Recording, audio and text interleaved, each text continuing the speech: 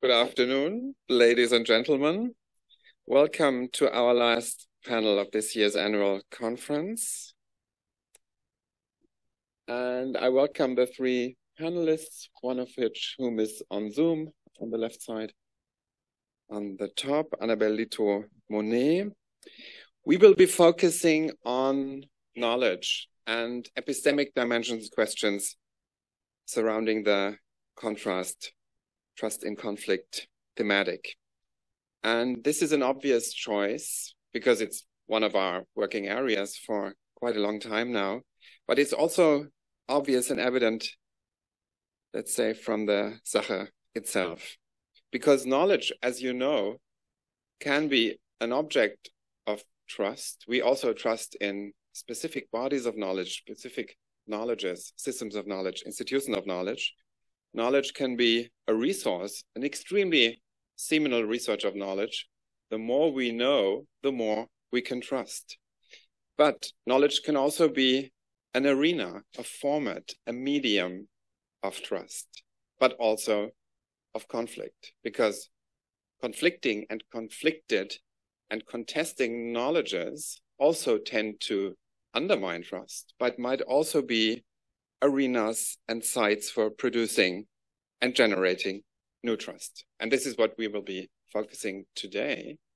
And there are specific knowledges, highly esteemed knowledges, that have an extremely intimate relation to trust formation and trust destruction. And one of these themes and one of these instances, of course, is expertise, experts' knowledge that is so valid that it's hard to contest it. But as you know, for every expert who is accepted, there's someone contesting that this expert is a real expert. And this is a real knowledge and trust conflict. And this is what we will be focusing on.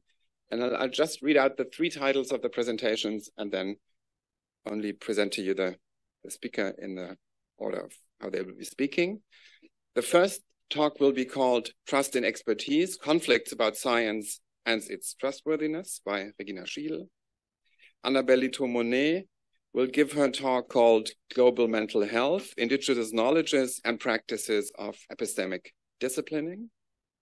And Lisbeth Zimmermann's talk will be called Contested Expertise, Trust Dynamics in the International Whaling Commission. So you see that we have a quite coherent set of themes.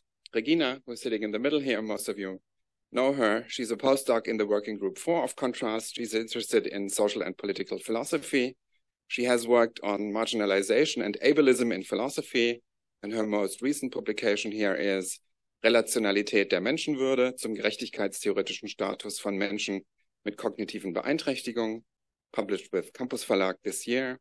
And in the context of ConTrust and the project we are pursuing, she's interested in the social dimension of epistemic trust, epistemic injustices, and feminist epistemology. And there is, also from this year, an extremely important and illuminating ConTrust working paper called Knowledge and Trust, What We Can Learn from the Debates About Epistemic Injustice. And this will lead us right into the heart of the matters and themes we are pursuing. So thank you very much. And the floor is yours, Regina.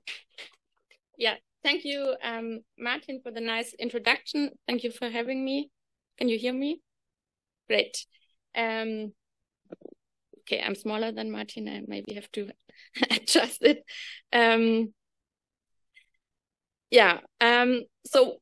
As Martin already mentioned, one dimension of trust that we face in contemporary societies and that interests us in the research area on knowledge and media is that of epistemic trust. What is epistemic trust? Generally speaking, epistemic trust is trust in knowledge or in knowledge claims. We can define epistemic trust in an interpersonal way, and in this regard, Gloria Orici defines it as the dimension of trust that has to do with our coming to belief through reliance on other people's testimony. But epistemic trust also has an institutional component, and there it takes the form of trust in expertise, trust in science, or trust in institutionalized knowledge claims. If we look at the institutional variant of epistemic trust, namely trust in science, we can see that it is quite high and stable over the past years, at least compared to trust in politicians or media or economy. As you can see in the statistics of the Edelman Trust Barometer, trust in scientists always ranges at the top, and this was even during the pandemic years. But on the other hand, we have the quite popular diagnosis that epistemic trust is in crisis. Think of the spread of vaccination opponents, conspiracy theorists, and the so-called Querdenker since the COVID pandemic. In this vein, there has been constant discussion about eroding trust in science and experts. In the case of the Querdenker, we could observe massive distrust in medical expertise and the recommendations of virologists.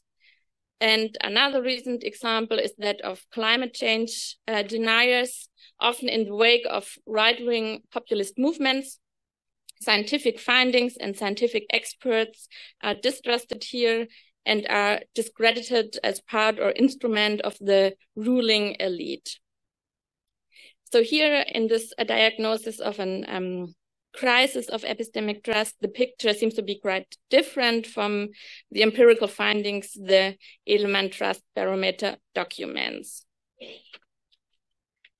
If we look at the reasons for those recent tendencies, why movements like the Querdenker or climate change deniers distrust experts and expertise, and why trust in expertise is said to be in crisis, the focus is often put on the side of the trusters or the distrusters. Just think here of the recent brilliant analysis Autoritärer Libertarismus by Caroline Amlinger and Oliver Nachtwey, in which they analyze new forms of regressive movements that manifest in a tension between libertarian ideals and the impossibility to fulfill them in complex modern societies, what then results in authoritarian tendencies. And now my claim is, as helpful as such an analysis is, it could also prove productive to look at the other side, the trustee. In these cases, experts or the sciences, the scientific practices, and how they fulfill their role of being trustworthy. And this is what I want to do in the following minutes. So firstly, I will say something about the role of science in society and which reasons might add to distrusting scientists and science and expertise. Secondly, I will present two theoretical resources that could help us in reclaiming the trustworthiness of science or scientific practices. And those two resources are critical theory and feminist epistemology. And finally, I ask how a more adequate picture of scientific practices and their trustworthiness helps in countering injustices or epistemic injustices that are associated with epistemic scientific practices. So there are at least two opposite strands that put trust in science and expertise under pressure. On the one hand, we have science deniers, Querdenker, populists, regressive movements, climate change deniers, Trumpists, and so on.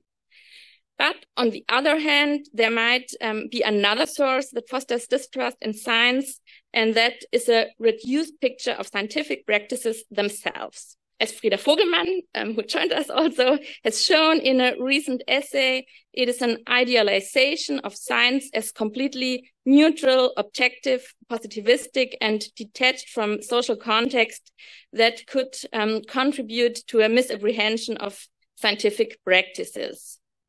And in the end, this could turn out to be also detrimental to a justified trust in science. And what is more, the danger or perceived danger of an expertocracy, of a ruling class of scientists, also adds to conflicts about science's trustworthiness. And this worry that expertise might replace democratic decision-making is quite old. So just think of Adorno's skepticism that science is threatening to become ideology and to colonize all spheres of society. Another example is Habermas' essay Technik und Wissenschaft als Ideologie, where he characterizes science as a substitute for old bourgeois ideologies. And in a similar vein, Hannah Arendt warns against the increasing prestige of scientifically minded brain trusters in the councils of governments. So we have another potential source of distrust in science here when we look at its political role.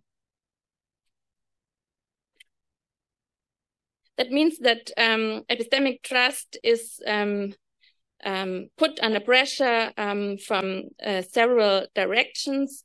We have the effectively loaded attacks on science and its role in society by populist movements. We have an idealized picture of a totally positivistic science that is also misleading and doesn't help to foster science's trustworthiness. And there is the political dimension of fearing an expertocracy. And in face of all those sources for distrust in science, we could ask ourselves if there is another way to understand the role of science and scientific practices that avoids those pitfalls. And the claim is that there are potentially resources, conceptual and theoretical resources that help to gain an understanding of science and scientific practices that could avoid those shortcomings. And one such resource can possibly be found in critical theory, for example, in Horkheimer's essay, Traditional and Critical Theory from 1937, where he criticizes a traditional picture of science, a traditional theory that pretends to be completely detached from society and sees its instrumental role in a objective mastering of nature.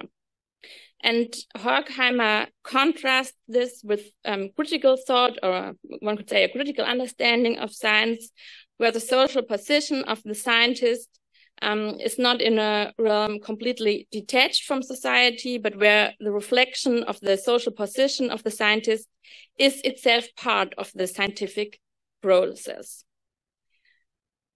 And those reflections by Horkheimer, I won't go into the details, but his reflections about the social embeddedness of science are in a way criticized, they are actualized by feminist epistemology. So Elizabeth Anderson stresses the value-laden dimension of science, and she challenges a purely positivist picture of science. And I give you two quotes here. She says, "Science is driven by contextually value-laden questions.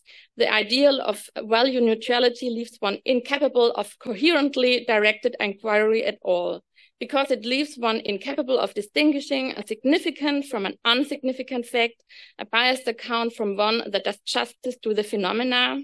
And she continues, "Many of the questions we ask science to answer come from the social context of science, not from its internal puzzle-generating activities. The constitutive goals of many sciences, such as engineering, medicine, and economics, are so contextually value-laden that it hardly makes sense to suppose that they have an internal source of questions independent from the social context in which they operate."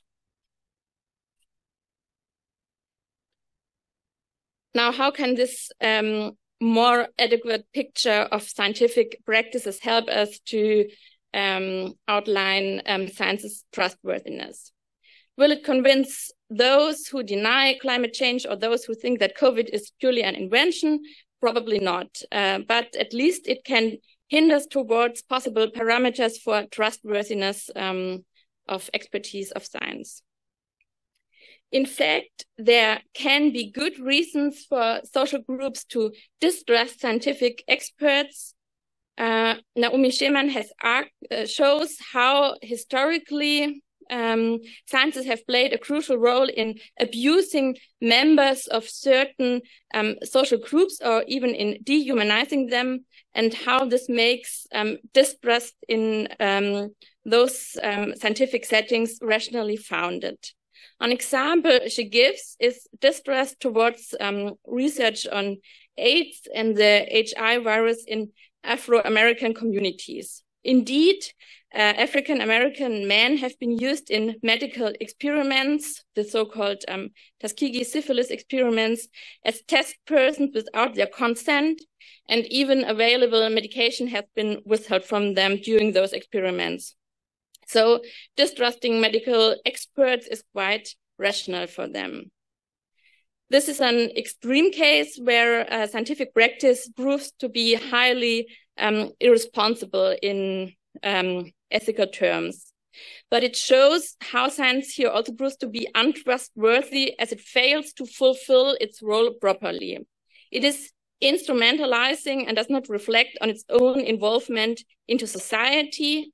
That is maybe the Horkheimer point in a simplified version. Such a picture of science or such scientific practices forget about the values that drive them and pretend to be value neutral, what proves to be highly problematic. That is the Anderson point. So, especially for socially marginalized groups, trustworthiness of scientific practices might depend on scientists' readiness to not consider themselves completely detached from society, but being a part of it and reflecting on their role in it properly. Now I will briefly give a summary of those points. Firstly, the claim or the hypothesis is that trustworthiness of scientific practices depends on an adequate understanding of their social embeddedness. Secondly, thoughts from critical theory and feminist epistemology can help in sharpening this picture of science and its trustworthiness. And thirdly, some types of injustices that contribute to epistemic distrust, especially in socially marginalized groups, can possibly be better addressed on grounds of a more trustworthy science. And now I hand over to Annabelle and Lisbeth to maybe give those theoretical reflections a more empirical founding. Thank you very much. So Annabelle, Annabelle Littoz-Monnet is professor in international relations at the Geneva Graduate Institute, and she's joining us from Geneva right now. Her current research interests include global governance, the politics of knowledge, international organizations, global health expertise, and the politics of technologies. And the book, which is highly relevant also for our own work, is called Governing Through Expertise, the Politics of Bioethics, and it was published by Cambridge University Press in 2020. And at the moment, she's working on a Swiss National Science Fund project on de-black-boxing the production of expert knowledge in global governance.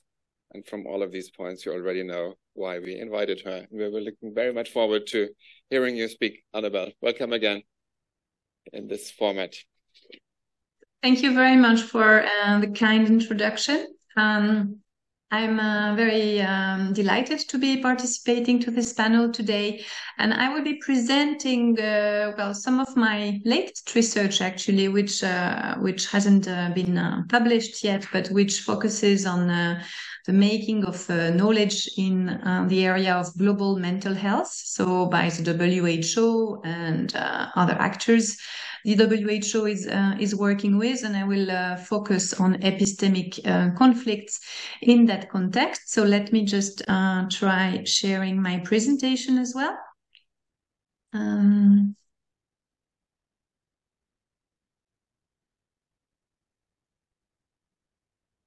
Okay. Epistemic conflicts, hierarchies, and epistemic practices of disciplining in global mental health.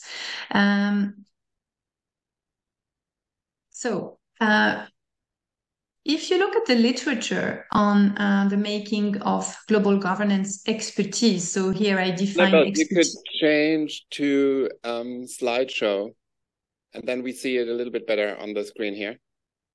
Yes, I'm sorry. 1 second. Yeah, that's it. Yeah, great. Perfect. Thank you.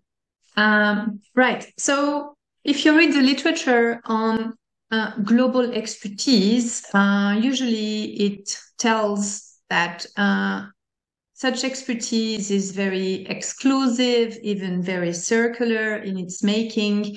Expertise is defined as the knowledge which counts for the purpose of governing, the knowledge which is considered as authoritative. But of course, in that kind of literature, there is more of a focus on the mechanisms that trigger this exclusive nature of the expertise, and there is less of a focus on mechanisms of exclusion.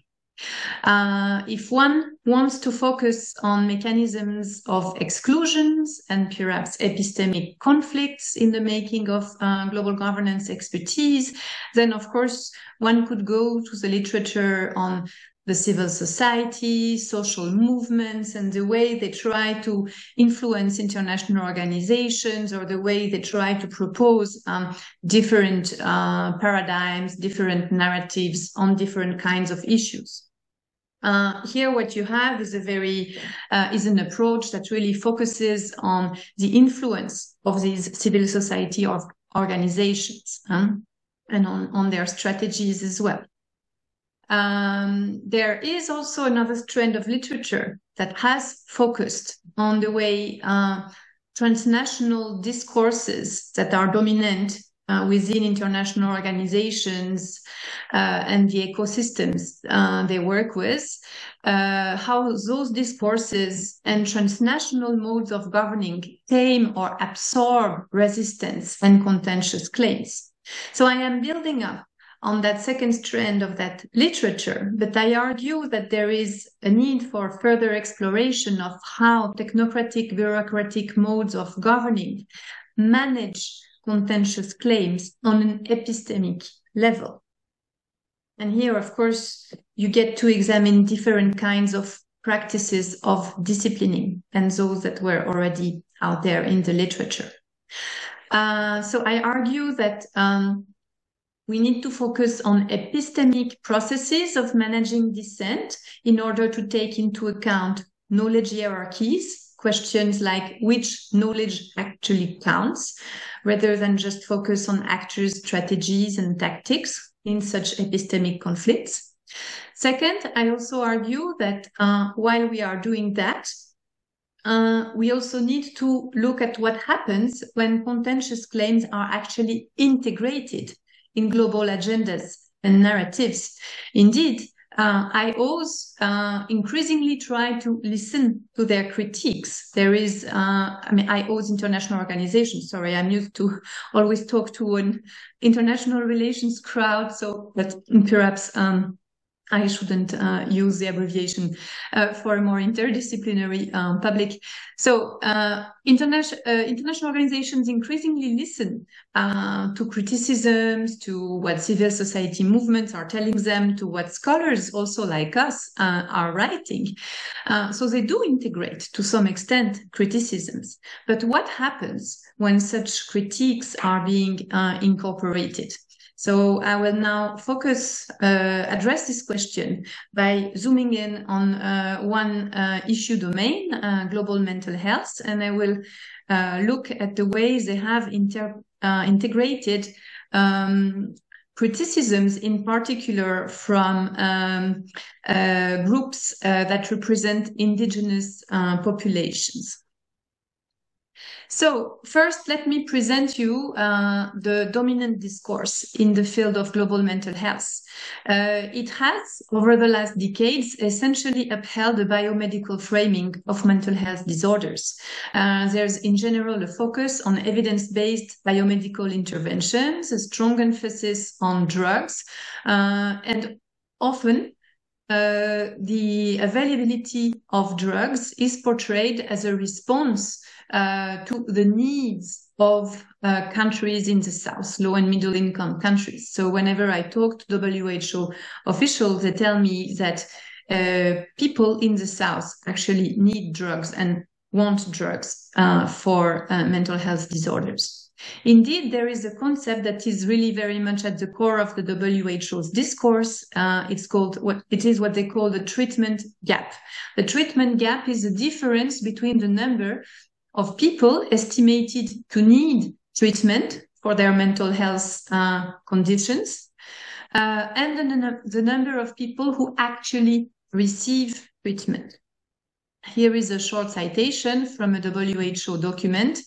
It says, with proper care, psychosocial assistance and medication, tens of millions could be prevented from suicide and live normal lives. So there is very much this assumption that half of the world, at least, is untreated.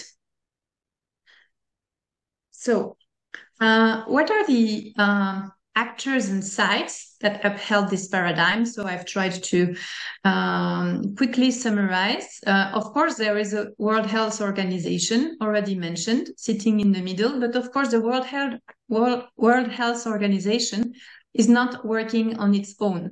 It has increasingly been collaborating with the World Bank, including on health issues.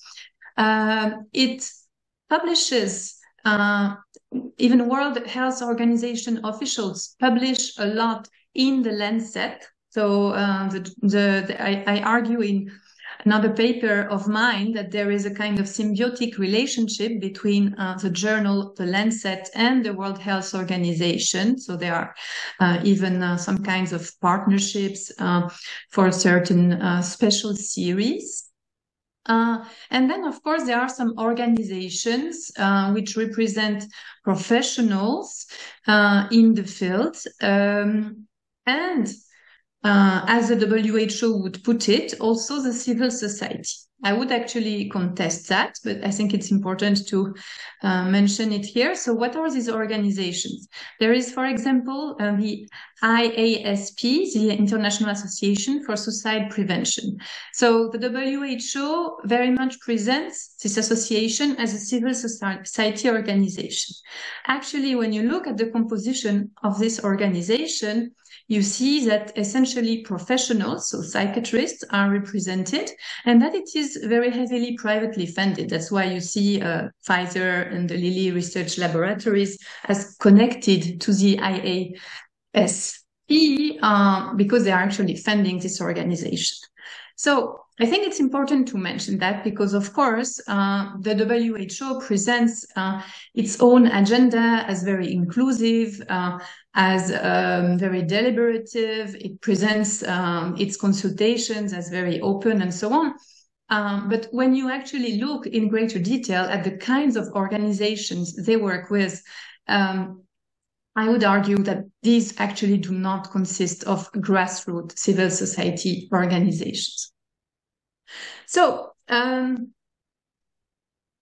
this agenda, the Global Mental Health Agenda, and the community which very much upholds this agenda have been contested.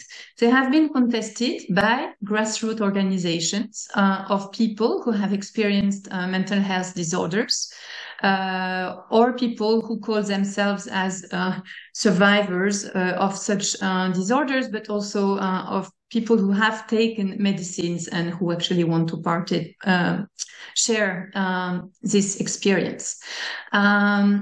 This narrative and agenda has also been highly contested by organizations representing indigenous populations who want actually their own ways of addressing mental health conditions to be acknowledged. And they have also been, and the agenda has also been contested by the UN Human Rights Office of the High Commissioner, where there is a person called the Special Rapporteur on the Right to Health, who is sitting there. So this is a kind of institutional ally, of course, for these civil society movements, as a special rapporteur on the right to health has been very much acting as a receptive interlocutor for those grassroots organizations. So whether it is the special rapporteur or the grassroots organizations I've been mentioning, or the representatives of indigenous groups, all of them have called for the abandonment of reductionist biomedical interventions, and instead they propose to focus on what they call community-based understandings and care. So, for example, here is a citation from a report from the Special Rapporteur for Health, which tells us, acceptable health requires an urgent focus on ensuring an end to the demonization and belittling of indigenous and traditional health, and instead promotes an inclusive approach that is respectful and seeks to understand and support integration into primary health care. So there is very much of a demand that different understandings of mental health conditions are integrated in the global mental health agenda, and also different forms of care, different kinds of solutions. So very lately, and these developments actually really date back to 2022 and this year, the WHO has actually, in its discourse, decided to integrate such cultural nuances, so to say.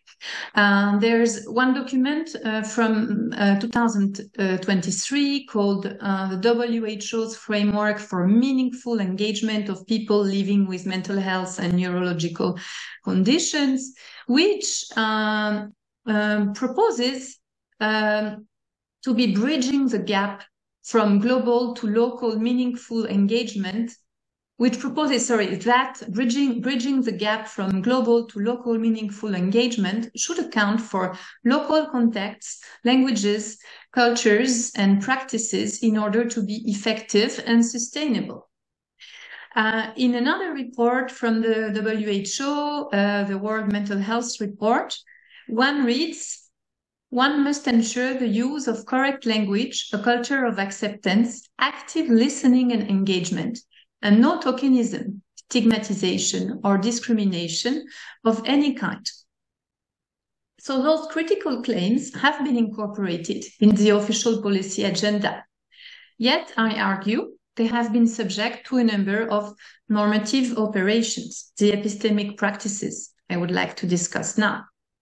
So I have identified 4 kinds of epistemic practices which discipline dissent while it is incorporated in global agendas. Of course, they are strongly entangled, and so the differentiation is mainly analytic. In practice, it's harder to decipher these distinctions. One practice of epistemic disciplining, which I have identified, is what I call mainstreaming. So here I define mainstreaming as what happens when alternative knowledge claims or demands are being included in global agendas, yet in a form that is very much adjusted to make them conform to dominant criteria of knowledge validity. So what does that mean? So for example, to go back to my to my research on indigenous forms of knowledge. So indigenous groups have their own understandings of mental health conditions. They have their own solutions and forms of care, very much community-based. Such forms of care do not easily pass the test of the tests recognized by Western medicine. And here I refer to randomized controlled trials. Yet, such tests are still considered as necessary for other forms of care to be integrated in the therapeutic toolkit of the WHO and its partners.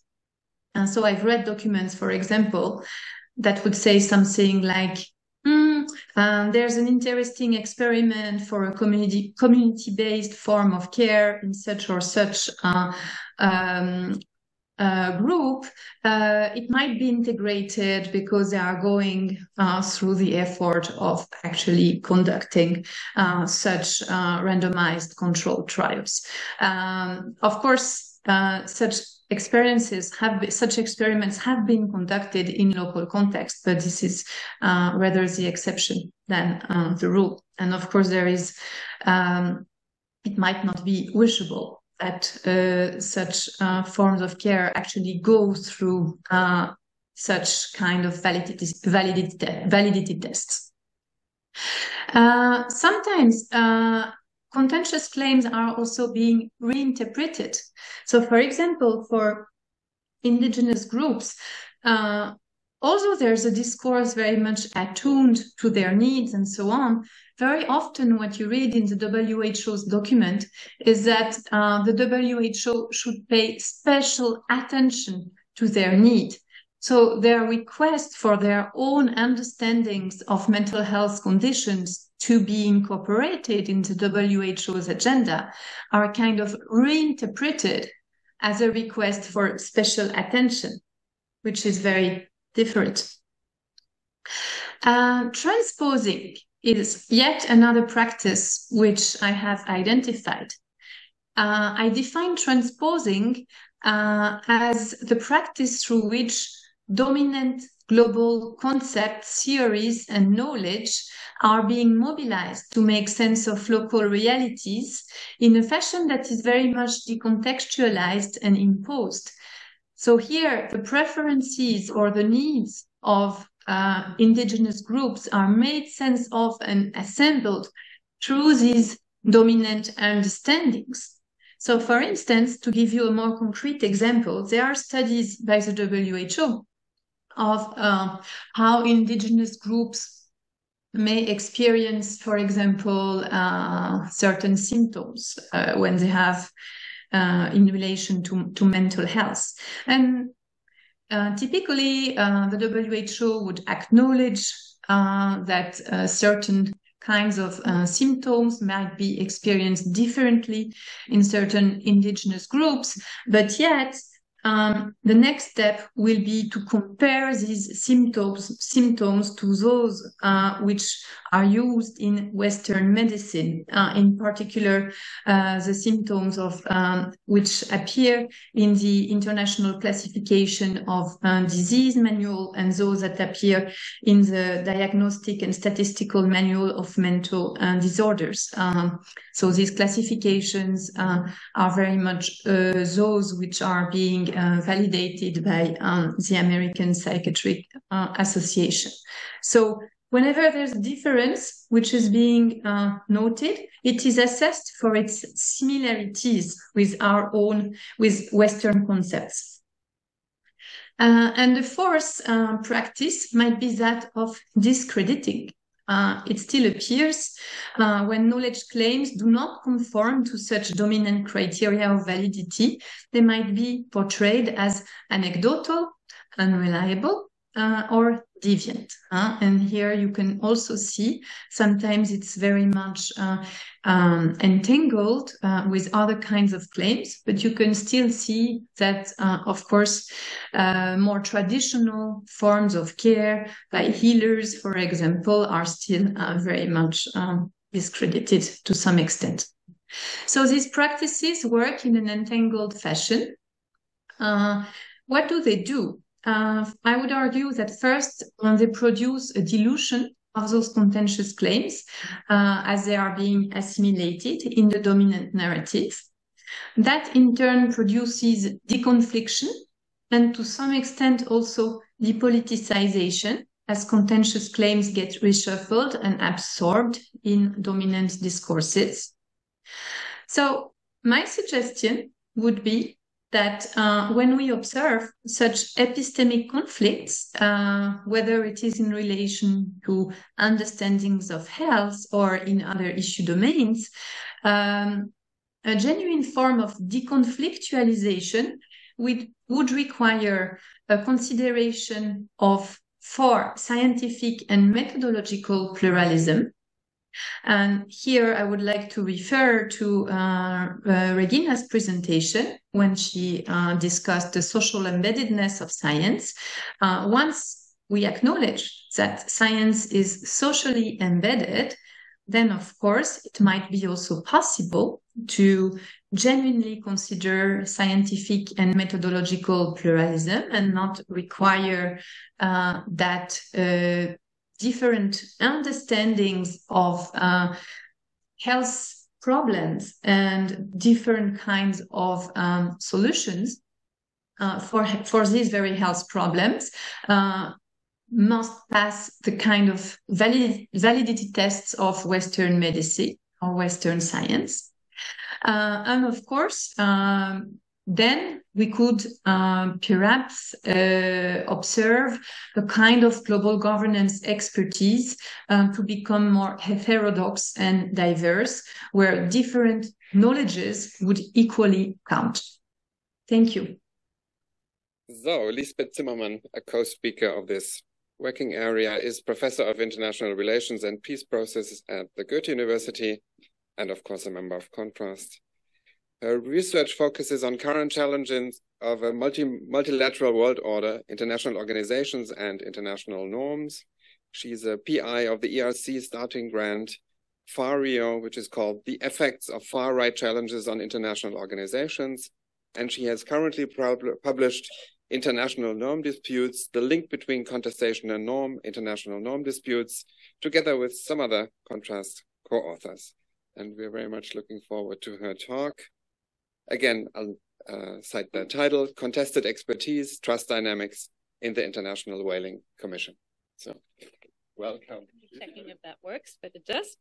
Yes, thank you so much for having me present today on contested expertise, trust dynamics in the International Whaling Commission.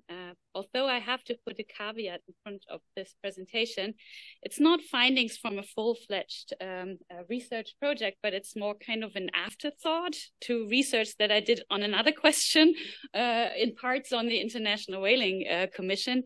But I hope that it's still relevant to the ConTrust audience, and it might be a more fully fledged project perhaps in the future. I'm currently thinking about that with Ben Christian, who's also part of the ConTrust context. Okay, so before I start, perhaps I quickly tell you a little bit about the International Whaling Commission, because it's a very odd international organization. It's very small, it's very old, and it kind of squarely sits in between resource management and environmental protection. So it's based on an international convention that was already signed in 1948, which really dealt with kind of orderly regulation of whaling and management issues. And then in the 1980s, it changed quite substantively when the International Whaling Commission passed a commercial whaling moratorium, right? It's a moratorium that has never been lifted, so it's been in place ever since. And it bans all kinds of commercial whaling. Although there are exemptions, so there are states which have not recognized this moratorium, for example, Norway and Iceland. There are exemptions for indigenous whaling. There's also an exemption actually for something like national issue scientific permits. So that's the exemption that Japan has been using for the past 3 decades before they left the International Whaling Commission in 2018. And it's very polarized. So we have a kind of an anti-whaling bloc, which is Australia, it's New Zealand, it's the EU states, it's the USA, although the USA has a bit of a complicated position. because they also have indigenous whaling. It's the Latin American states. And we have a pro-whaling bloc, which traditionally has been Norway, Iceland, Japan before they left, and actually quite a few of Caribbean and African states, right? So it's a very entrenched political conflict that we're looking here at. I don't have nice pictures of things that actually happened in the State Assembly of the International Whaling Commission, so people throwing stuff at each other and shouting and all kinds of things that you normally do not do in diplomacy. I just have some pictures of the kind of more political protest movement around whaling. You're probably aware of the anti-whaling movement with Greenpeace and Sea Shepherd, which actually did quite a bit of direct action, ramming ships, sinking ships in the past. It's definitely also very entrenched in the International Whaling Commission because it's in one issue forum, which makes it very hard to kind of coming to compromise by combining it with other issues that are of relevance to states.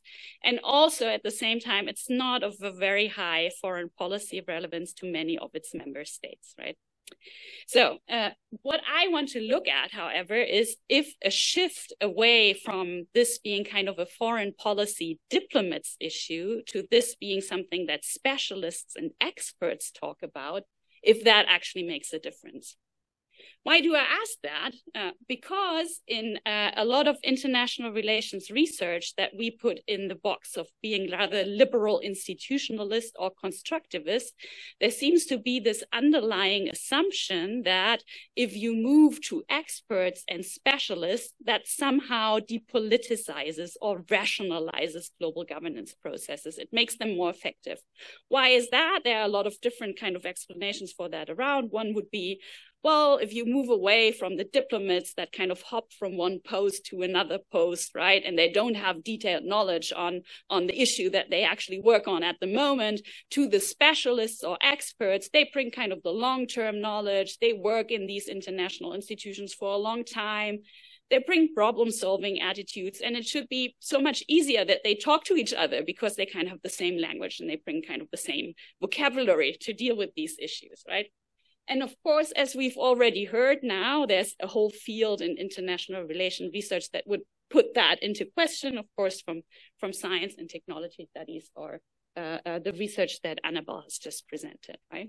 But still, these assumptions are around. And I want to argue here that even if you have a lot of specialists and experts in IO negotiations, that does not necessarily depoliticize issues. And I'll make an argument here that actually we see emerging conflicts over expertise because of different professional networks that come into these international organizations.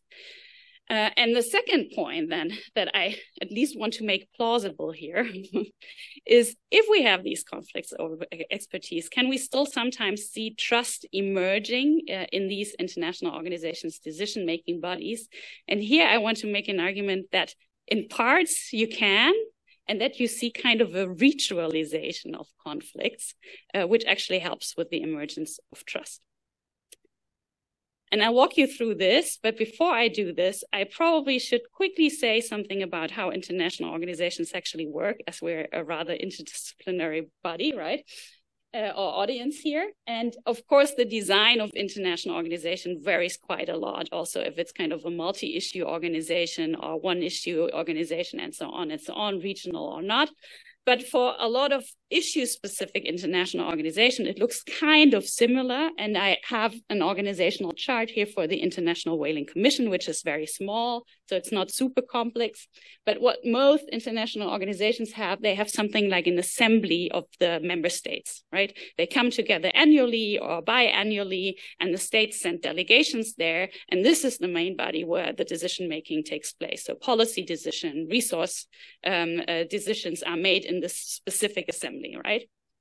Then what you normally have is something like a secretariat or a bureaucracy, and based on what the IAO is actually doing, this can be very small or very big if it's an operational international organization like, I don't know, UNICEF or the International Labour Organization. or the World Bank or something. For the International Whaling Commission, it's rather small, right? Then sometimes you have something intermediate, which deals with daily business. And then you have all kinds of sub-bodies that do advisory work.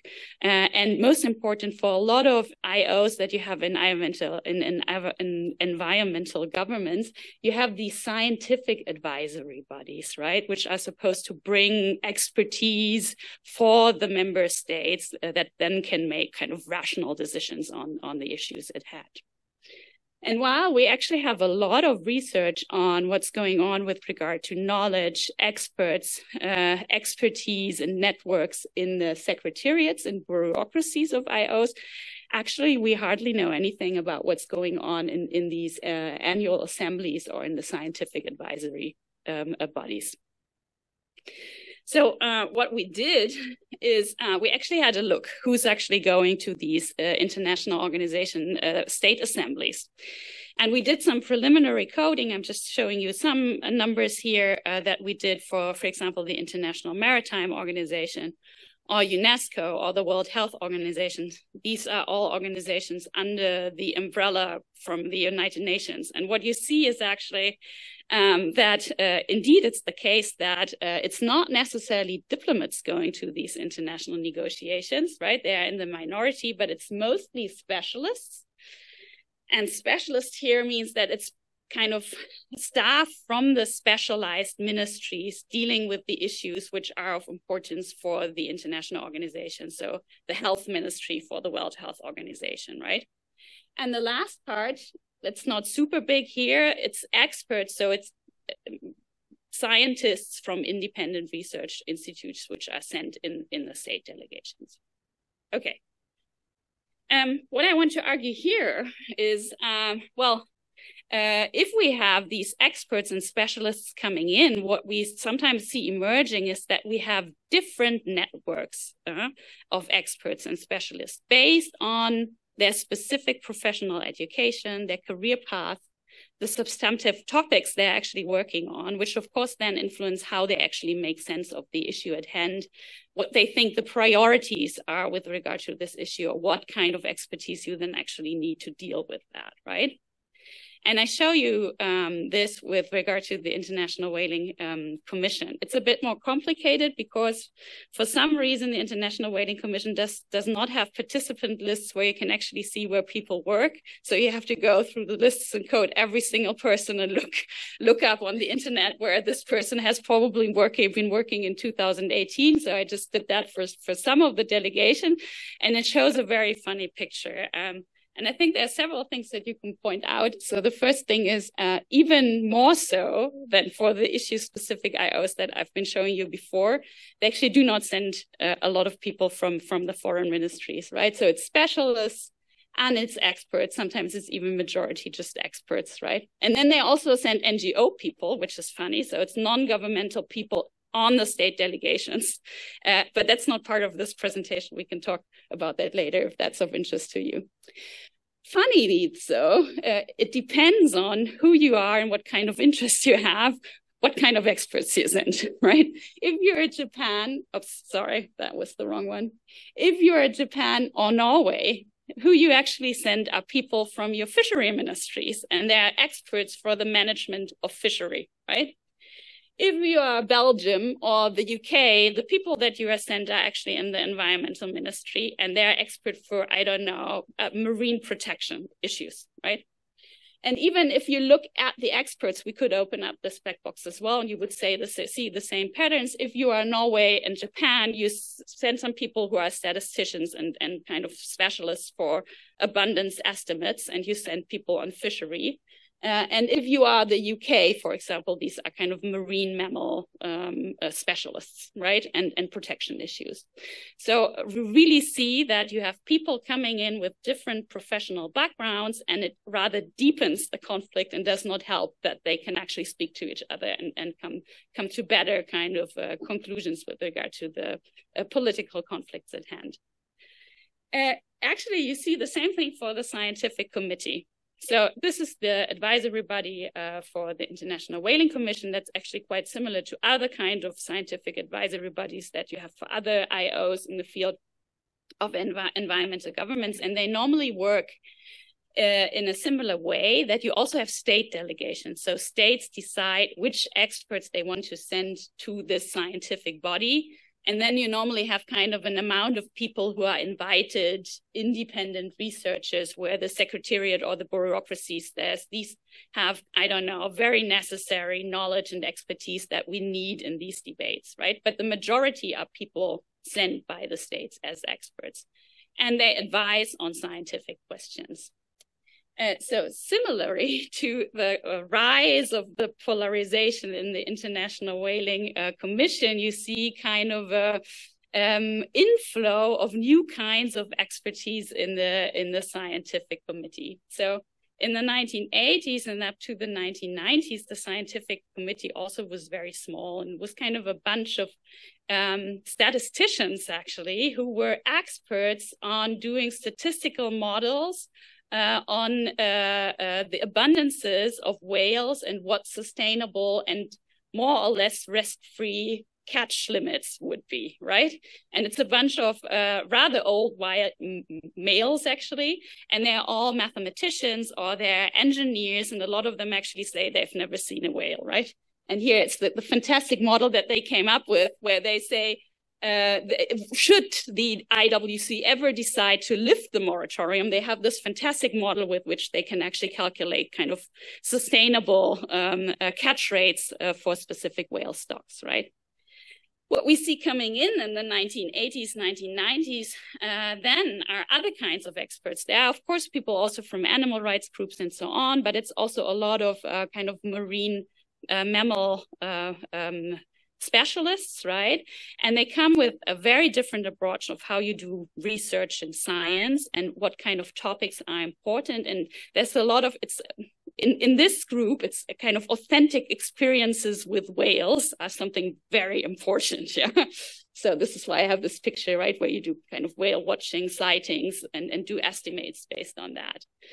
And again, right, based on that, you have these very different groups which do not necessarily understand what the other group is talking about and why they think the issues that they are talking about are actually important. Okay. Why do we sometimes perhaps then still see something like trust emerging in such bodies? And I would say, actually, it did not work out for the member state assembly, but for some reason, it at least in parts worked out for the scientific committee, where we see kind of a productive way of dealing with this politically entrenched conflict, and the epistemic conflict emerged.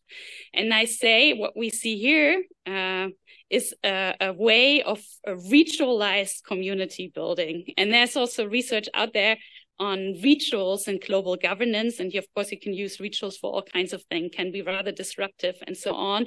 But in the International Whaling Commission Scientific Committee, it really seems like it's practices energizing participants and attaching them to each other. Because, I mean, it can be enormously frustrating. They have to meet every year for 2 weeks and, you know, do all of these discussions and come up with a report in which they write pretty much the same things every year and then send it to the member states who do not care anyways, right?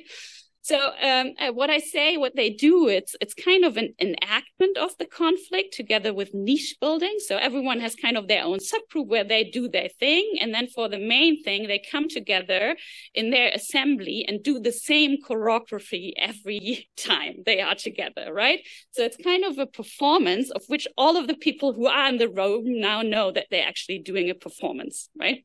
And this is a picture of the scientific committee meeting in 2016. I actually was there as well to do interviews. And for some reason, the International Whaling Commission nearly every time meets in Slovenia. And the scientific committee most of the time actually meets in Bled, right? And they always meet in the same hotel, and they always have the meetings in the same room, right? So this is the room where they're meeting. And people were telling me that, I mean, it's kind of where everyone is sitting. Every time it's the same. So the USA delegation sits over here. The Japanese, now they're gone, right? But they always sat here. these are the old guys, experts for statistics, fantastic. And then you have these animal rights people there, or somewhere over here, right? And then they could tell you if they do specific sessions, and they need to do them because they have to put the things in the report. And they have to say, we have this kind of information. Person X said it's not valid, and we have to do more testing, and blah, blah, blah, blah, blah. All of this always goes into the report. And so they know the Japanese will say this, and then this guy from the US will say that, and then the animal rights guy will say this, and then we have some of the old guys answering something, blah, and then it ends up in the report. And everyone knows about it, and they actually, joke about it with each other. Oh, now we go in and we do our show, blah, blah, blah, and then we put it into the report. And there's another a quote, which I quite like, with also a member of the scientific committee.